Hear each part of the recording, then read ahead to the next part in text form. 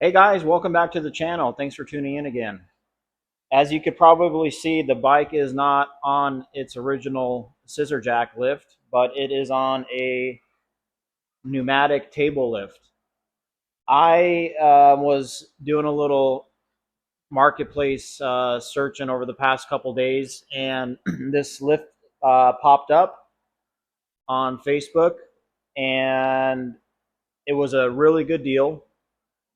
Um, as you could probably imagine, these lifts go anywhere from 1200 to 1600 and up, just depending on the manufacturer and what it entails itself. But this one I purchased used. The guy had it for about, I want to say, a year and a half, and then he bought it from a motorcycle shop that put it through his paces. So it's got some usage of it, but for the price, I couldn't pass it up. I actually purchased this one for 700 bucks, and I think that is a fair price compared to the Harbor Freight um, lift that I was looking at originally, because it you can get into the table lifts pretty reasonable price, and those typically run about 400 bucks, 450. So for a few hundred more dollars, I figured the overall build quality of this particular lift, that is pneumatic on air, and that it's pretty stable, I decided to go with this one. I was going back and forth with um, the seller on it. He wanted 900, and we agreed on 700 because he was in the process of moving. So I think I got a fairly good deal on it, as you can imagine. And obviously, um, you know, using the scissor jack is what I've been using for the last year or so with my other bike and this one itself. And I think just some of the things that I've been doing, with routine maintenance and some of the modifications, I figured that the table lift was a way to go, just because it's a little bit more flexible and more secure, and you can adjust the height angle on it as well. As you could probably also tell, this lift is not running the length of the garage, but it's running perpendicular to the wall. And I figured, just because of the space I have in the garage, this would probably be the best way to outfit it. I know it's a little bit different coming in from a different angle to load the bike on the lift. But if I have two bikes in the middle of a garage, because I have a three-car garage, and I have our other car, my wife's car, on the single door unit, and then my two bikes in here, and then the Ram taking up the other side. I figured if I put the bike on it, to keep it stationary in the garage, I didn't feel comfortable because I would have to load the bike continuously on the lift and strap it down just to make sure that it's secure, right? Um, so that was the other factor, is that I can park both bikes next to each other like I have been, and have a dedicated space for the lift itself. So let me know what your guys' feedback is on that. If you would set this up this way, um, I think it's probably the best scenario in my configuration in the garage. Obviously, I can adjust it so the lift does have casters on it that I can move it around if needed. But I think for now, I got my toolbox in the back, so I can easily maneuver between back and forth of the bikes when I'm working on them, rather than keeping it, running the length of the garage. So I figure we'll try this setup first and see how it goes, and then we can, play around with it if needed. One thing I did want to kind of review, the lift itself. So typically these bikes don't come in with a front chock like this, and I've noticed a couple guys on YouTube. Shout out to Off Week Garage for giving me the idea. He actually went with a front chock as well, and I figured, um, usually these tables come with a vice clamp for the front wheel, and the seller said he bought this with the front auto chock that it came with. So this was already purchased like this. It didn't have the vice, which in his defense, I would have purchased this anyways because I don't like the way the vices work. Even though this was more ruggedized vice that came with this particular table, I like this a little bit more. It's a little bit more flexible, more secure. That way you can roll it on, and the bike can stay as it is without the straps, but it does call for having straps if you're working on it. So typically you want to make sure the bike is secure. This thing's not going underwear, especially with the scissor jack up front and the back tire off the ground as well. And I'll go over a couple different features of this particular table that I noticed that some of the other tables don't have. So just going over this is so when I was going back and forth with the seller on this, I had asked them if you could provide me the manufacturer of it, and he didn't know. He looked all over it, and I looked all over it as well. And when I picked it up before I bought it, I couldn't find anything on it, but ChatGTP came to the rescue. So I loaded, he sent me the pictures of this. I loaded it on ChatGTP, and it came back with direct lift table. And sure enough, this was the manufacturer's called Direct Lift, I believe. I think there might be another name from it. I can't remember what it is, but once I get back to it and load the video, I'll put it in the description. But direct table lift. It's 1,000-pound capacity on it, plenty enough for the Softails. He had a road glide, which is I think around between 850 and 900 pounds, and maybe a little bit more. So this table lift, has no problem lifting the bike, up and down. It does have some security features on it that I'll go over in a minute, but overall, the other factor of me purchasing this has a super large pneumatic hydraulic system in it.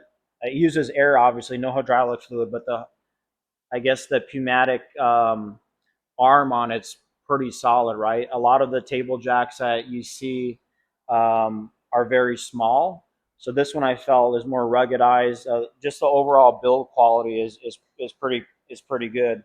It's got the stabilizers that you can obviously pull off and on, but I keep those on just to make sure that the table is sound and structured. I think the overall width without the dovetail is 84 inches from this point to the front. Other tables do have the dropout for the tire. This one does too, but most of them have a cutout right here, right? And it's like a filler plate, and you just remove it, and you have only, I would say, a foot and a half, 2 feet by 18 inches of space to drop the tire out, right? So if you're running a larger tire or rim in the back, sometimes you might have trouble removing that from the window. This particular table has a removable plate itself, right? So this whole plate comes off. That way you can just drop out the rear tire without having any issues or anything impeding on it.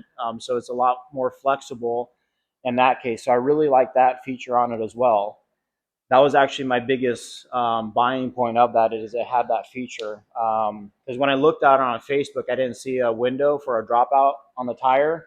But he mentioned that you just pull those tin backs and then you slide the rear plate out. So I'll show you guys that in a minute. But yeah, overall, for a couple-year-old table, I think the price was, really good. Everything, is functioning correctly. The control mechanism on the foot control to lift and release the jack works good. I might switch out the hose on this because I do see that it's, chewed up, or the table has come down too far on it. so it scuffed it up a little bit, but that's not a problem. I won't worry about that right now. The other thing I did put on here are reflectors, which obviously when I'm backing up my truck or my wife's car at night, particularly in the garage, I have that visibility, right? So I won't, back into the table if the bike is on it or if it's not, right? I can definitely tell where the table is. So if I forget, it's there reflecting. So I think that was a nice little highlight I added on it. The other thing I got the idea from another YouTuber was adding the quick release straps on this. That way, when I'm done with the bike, I can just undo the strap from here. And then those are stationary. They're bolted onto the table, the straps. I bought those off Amazon. I'll put those in the description as well. I think they're like 35 bucks. That way they're just bolt on straps to the side of it, and you can, release the strap. It's a 1-inch strap. I figured that was plenty. I think the break point was over 1,000 pounds on each side, so this thing's not going anywhere.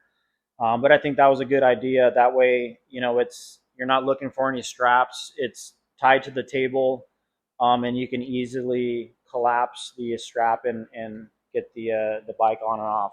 So yeah, I think overall, you know, the table does weigh a lot of pounds. I think it's like 450 pounds. So we both loaded it when I bought it, put it in the back of the Ram, and then I actually unloaded it with a engine hoist. So I just kind of jimmy rigged it. It came out, within a few minutes. So just strapped on those points and lifted it out of the truck of the bed, and then moved it in here and dropped it.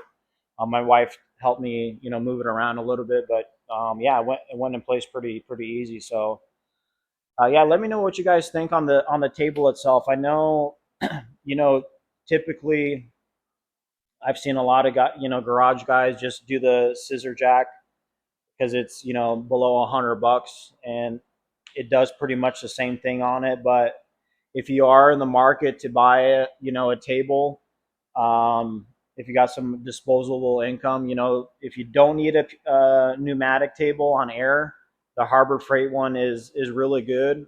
A lot of people like that table just because of the price point and that is flexible. It does require the pump of your foot because it's a hydraulic jack on a pump, so there's no air on that table.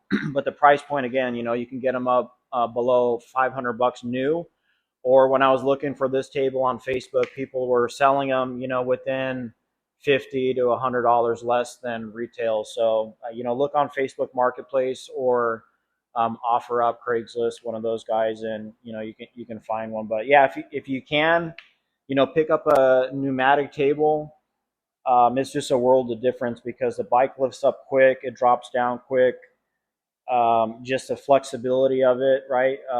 I think I got a really good deal on this one, and typically you don't find those deals. I think they're anywhere from $900 to $1,100, $1,000 used. Black Widow is another one I looked at, but they're priced a little bit higher than this table new as well. So yeah, diamond plate finish on it. It's got the scissor configuration underneath. I'll lift it up here in a second, but yeah, let me know what you guys' thoughts are on the table itself. If this is something that you guys would typically put in a garage space, if you're doing maintenance, would you just rather do the scissor jack if you're just doing oil changes or just wrenching on the bike? I typically try to do all my own work on it unless I need to take it to a dealer or somebody that I need help with. I'll do everything on my own.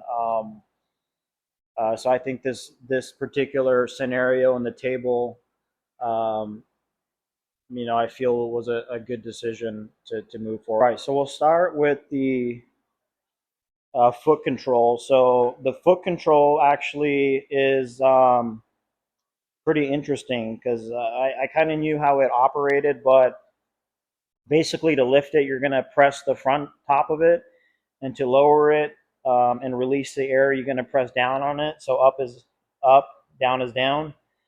I'm running a 60-gallon tank, but from what I read, you can get away with anywhere from, as little as 20 gallons or a 30-gallon tank to make it function. 90 to 100 psi is a working um, air pressure for this system.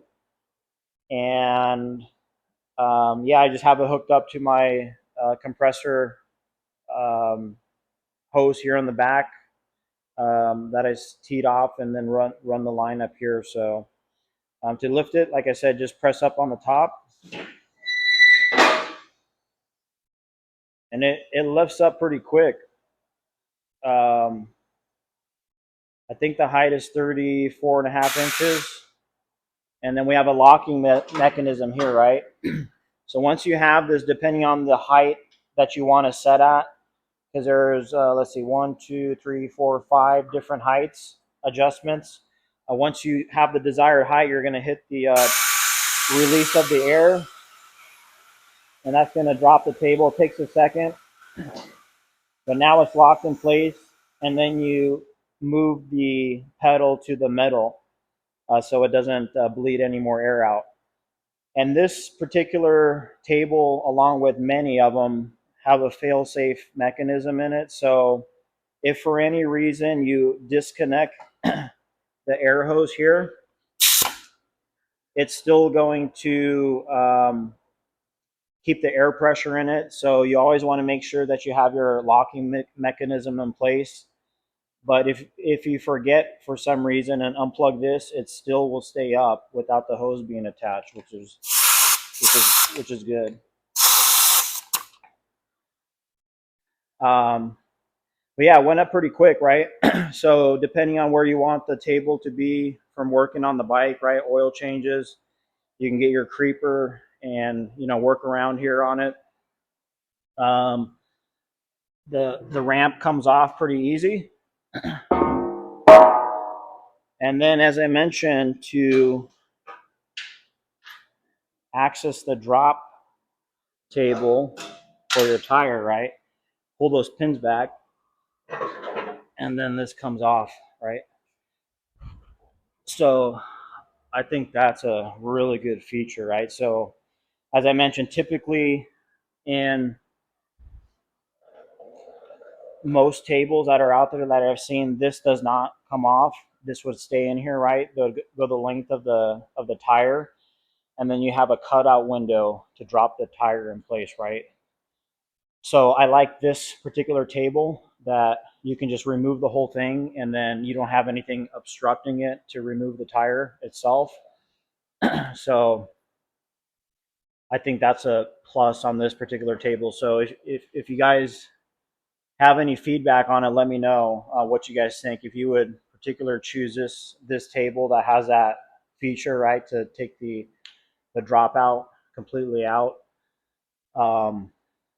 I think that's a killer feature on that table. So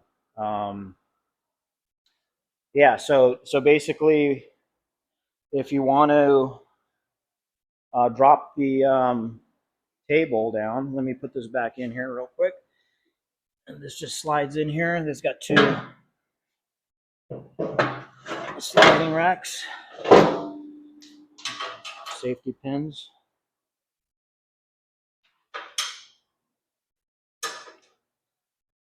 So we want to lift up the table first to release the mechanism.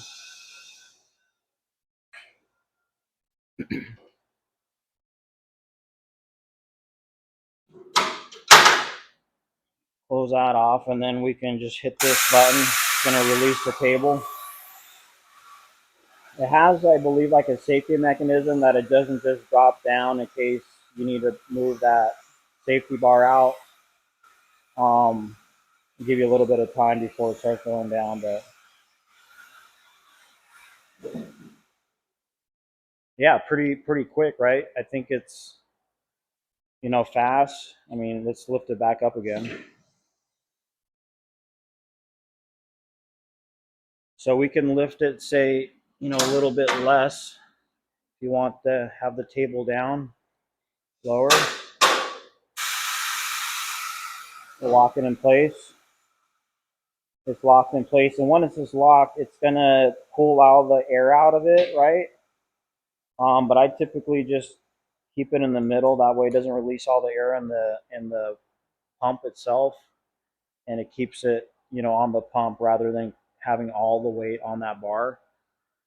Because I was looking at underneath, right? It's just on a bolt in there. I mean, I think it's not going to go anywhere, but if for some reason it fails, right, I'd rather have air in the pump as a secondary backup, opposed to just draining all the air and keeping it on the bar itself. So, yeah, it's got Zerk grease fittings on each of the sides. So I grease those up.